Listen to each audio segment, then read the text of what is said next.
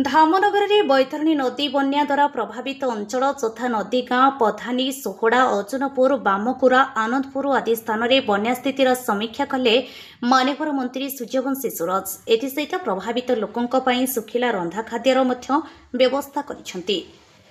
उदयपुर मल्लीमहारा और गौरांगपुर एस्केप्टर सुरक्षा प्राचीर निर्माण हेतु एही वर्षा जल को अनेक मात्रा नियंत्रित सहित आज मुख्यमंत्री श्री मोहन चरण माझी माननीय राजस्व मंत्री सुरेश पूजारी एवं उच्चशिक्षा मंत्री श्री सूर्यवंशी सूरज आकाशमार्गरू भद्रक बालेश्वर केन्दुझर और जाजपुर जिलार बन्या प्रभावित अंचल परिदर्शन करिसेंति। माननीय मुख्यमंत्री बन्या स्थितिर समीक्षा करने सहित क्षतिग्रस्त अंचल में तुरंत आवश्यक पदक्षेप नेबाकू विभागीय अधिकारी मानक निर्देश जारी करिसेंति।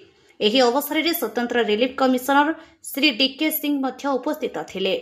बन्या परिस्थिति सृष्टि होती भद्रक जाजपुर जिलार अनेक अंचल या द्वारा प्रभावित होती जो माने विपज्जनक स्थान में अच्छे स्थानांतरण निमंते आमर प्रशासन तरफ व्यवस्था होती। गत काली मुझे संपर्क में निजे उपस्थित रही विभिन्न लाइन डिपार्टमेंट प्रशासनिक अधिकारी मान सहित आलोचना करूँ। जो स्थान गुड़िक घरे पानी पशिची आसबाब पत्र खराब होती घर नष्ट होती क्षतिपूरण जोगे दिज्व एवं जो जदि चाष जमी नष्ट होती निश्चय भाव में इनपुट सब्सिडी तुरंत एक सप्ताह मध्य जोगे दिज्व।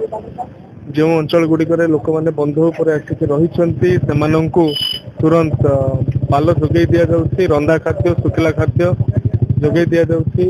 Dhamnagar Firoz Saha report Konark news 24।